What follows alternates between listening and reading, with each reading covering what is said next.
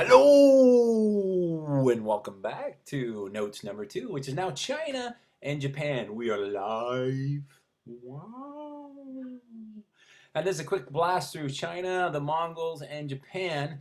Specifically, remember, if you remember before we talked about Qin, China, and Han China, and the Golden Age of China, we're going to zip through a couple periods of China, such as the empires of the Song, Sui, Song, Tong, Yun dynasties. We don't really need to know much about those for this class, but what you do need to know is from about the year 600 until the end of this course in the 1400s, China was reunited and strong.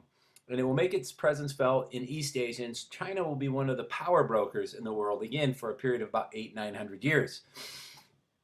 Now, one thing that we don't talk about in this class, but worthwhile for your notes, is understanding the Grand Canal.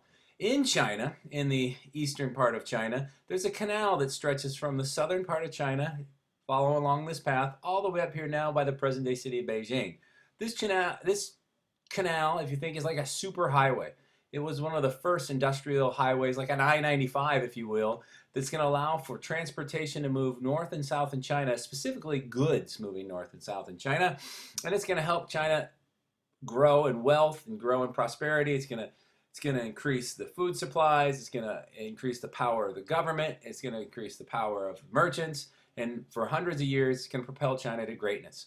You see the length of this canal. Actually, there's a boat right down about there, right there. You see it? Yeah, someone just fell in. Anyway, I wouldn't want to swim in that water today.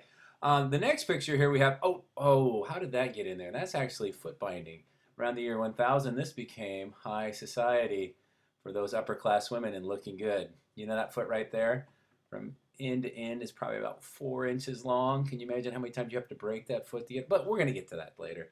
Anyway, back to the Grand Canal. You can see ships still move up and down it today, whether it's by paddle or over here by sail. This is still an important highway in China, though not as important as it was 1,500 years ago. As I move ahead on my PowerPoint here, what we need to know about China is the great achievements of China, the great accomplishments of China, similar to the United States today, which we'll get to. Probably one of the most important is gunpowder.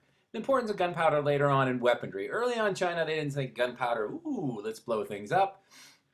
Matter of fact, it started out as an elixir. There was an idea they were trying to find a way to prolong life, and they accidentally came up with this powder that went boom and shortened life, so to speak. You see some pictures here of early Chinese rockets. There's a beautiful picture in the book of what's like a small arrow with gunpowder propelled arrow, so to speak. Block printing, which was not very practical in China because of the so many characters that would go into it, and more practical in the West. You can see them putting down here on paper, on forms, the blocks in which they would later use to print things out. Block printing is going to lead to, say it, Johannes Gutenberg and the printing press in the West. In China, this was a reality 800 years before it was in Europe, but nevertheless, it's an important achievement. Another important achievement, money. Paper money. And paper money is going to make the world go round for a long period of time, and paper money is going to change everything. You think about what paper money can do. The fact that the Chinese were the first to have bills in their back wallet. What you might want to remember is China will diffuse paper money to the Islamic world in warfare in the 700s, and later on it's going to make it to Europe, and it's going to change everything. Tea, the drinking of tea and the trade of tea are Chinese commodities as well as this wonderful thing, porcelain, which we're going to see a video about in class.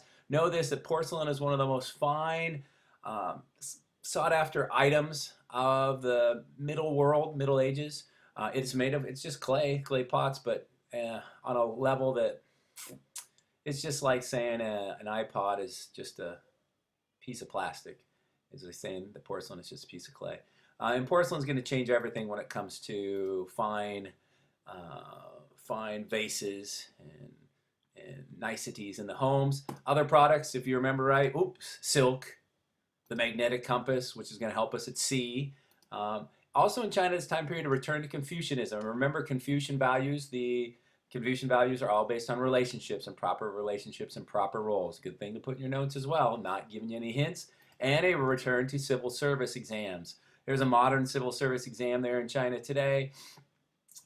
The best of the best are picked through tests, and that's where we get our government officials. And another good thing to put in our notes, and another reminder of what's going on in China. Other things to think about in this time is China is expanding, and most of their expansion is south. You see the directions they're heading here into Indonesia, Malaysia, Vietnam, and these regions down here, all the way down to Singapore and whatnot. And they're going to have a strong influence in these regions.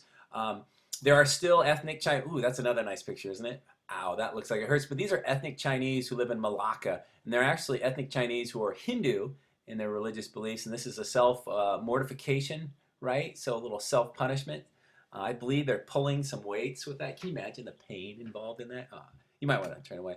Anyway, if you go through Southeast Asia, you're going to see Buddhas similar to the Chinese Buddha. You're going to see Chinese style Buddhist shrines and architecture. All these originate in China, but you're going to find them in lands like Thailand, Malaysia again, Indonesia, whatnot. Now, why Southeast? How are they getting there? They weren't walking because these are islands we're talking about for the most part. Is because, well, sea trade and sea travel was much easier for the Chinese with the magnetic compass. They knew what direction they were going. With better sails, they knew how to get there. And look at the size of the ship. This is the size of basically the size of Columbus's ship. This is Vasco da Gama ships. This was the size of one of the great Chinese ships of the time. Little, big, little, big. So you get an idea of why China's able to do what they do. Let's keep going. Oh, there it's back again. We're just moving on from China. We don't need to know much about China, but you will learn a little bit about gender relations when you see more of these feet. Ooh, that's just nasty. Anyway, let's move away from China to their cousins to the north, the Mongols. They're actually weren't cousins, but the Mongols are to the Chinese like the Canadians are to the United States. And if you look at China, this great nation, in terms of population, in terms of success in the past, similar to the United States, a population of 300 million, as opposed to Canada with a much smaller population. In their national sports of curling and hockey. It would be the Mongols were an empire. They were nomadic people. Put that one in your notes. They're nomadic people, pastoral people, who in the 1200s banded together under the leadership of a man named Genghis Khan, and over the period of about 50 years will create the largest empire ever known in history. Excuse me, the largest land empire. They will march down and take over most of China, if not all of China by the end. They will march across Asia, capture the Persian Empire. They will march all the way to Russia, capture Russia, and in a period of a couple hundred years, will create the largest land empire in history. They dominate 12 to 1400s. Their leader is Genghis Khan. Let me show you a picture of Genghis Khan. There he is on the left. That's his grandson, Kublai Khan, on the right. You may know him because of Marco Polo. These were great, ferocious warriors. They rode on horseback. They didn't carry much with them. If you remember from the video we watched in class, were known to travel with nothing, could drink the blood of the horse, oftentimes had raw meat with them that they put under their saddle and tenderize it that way. Excellent marksmen, excellent in psychological warfare, and excellent in taking on cities, sieging cities, and taking over cities. But anyway, in the course of a couple hundred years, what you need to know about the Mongols for this class, you might want to write it down on the side. The thing you want to remember the most is this large empire that they built in Asia, and you could see it on there. And actually, you're going to put that on the homework assignment we did. In Europe, there was fears of the Mongols. I mean, look at this. This is what Mongols did to people. They ate kneecaps. They cooked people on spits. They cut off heads. This is propaganda from the Middle Ages in Europe. I don't think they were quite that ferocious, and I don't think they were quite this ugly. But nevertheless, the Mongols were known for their military greatness. And of all the empires we talk about this year, the Mongols created the greatest empire. And we'll spend some time talking about Genghis Khan in class. Move ahead here. That's everything we really need to know about the Mongols. So we're going to do a brief drive-by of what you need to know for Japan. Japan, what is Japan? Well, Japan is a series of islands. Not one island, not two islands, but hundreds of islands. 4 main islands and hundreds of smaller ones. It's an archipelago, which is an island chain. It's mountainous. It's prone to earthquake activity, seismic activity. Remember the tsunami from last year. It is somewhat isolated and protected, but it is influenced by both Korea here and China here as well. And Japan is very unique in history because they create a culture that in some ways is its own, but also a culture that's very similar to what you'll see in China because it is influenced by Korea and Japan, China. Buddhism, which will come across from Korean monks and has come through China, tea drinking, fashion, clothing, dance, writing, Confucian principles, all these things will come from the mainland, specifically China, who has already influenced Korea as well. One thing that's very interesting about Japan that you don't see elsewhere is Japan creates a feudal society just like you saw in Europe. Very similar to Europe. You have daimyo, the equivalent of lords, the rich landowners. You're going to have samurai, the warrior class, equivalent of knights. And you have the samurai living by a code known as Bushido, the code of the warrior, which is similar to chivalry. And for a few hundred years, at roughly the same time period, the same thing's going on in Europe as in Japan. Coincidence? I think no. Anyway, the leader of the daimyo usually was a shogun. Even though there was an emperor, they had a shogun, and the shogun was a strong man, similar to the Franks. If you remember, Charles Martel, Charlemagne's grandfather, was the mayor of the palace. He had the power in the Frankish Empire, even though he wasn't the king. Samurai were trained in the arts of war. You see different samurai there, very ferocious. You see the samurai down in the corner with his Viking horns, not quite as ferocious. And for a few hundred years, the samurai way was very similar to the way of the knights in Europe. One thing you need to know about Japan is Japan creates a religion that is very unique to Japan, known as Shinto. Now, Shinto is a belief in spirits, like in animism, in terms of spirits and nature. And the unique thing about Shinto is it is only in Japan. However, it also is able to coexist with Buddhism when Buddhism arrives. In Shinto, oftentimes you'll see shrines in the countryside, and you'll see these little gateways known as tories that are gateways into Shinto regions. Here's some more pictures. There's the importance of nature. You see nature there. And the importance of Mount Fuji in the background. You see that? Shintoism and Buddhism will combine in some ways, and you're going to have what's known as Zen Buddhism in Japan. There's this connection, this Shintoism. There's enlightenment through meditation. There's enlightenment through being with nature and whatnot. And Buddhism, we talked about before earlier this year, is kind of understanding, coming to understanding with yourself and understanding with the universe through meditation and other things. And if you're a great meditator and you've reached understanding, you can hold the sun with the finger and your thumb. Look at this woman there meditating, holding the sun.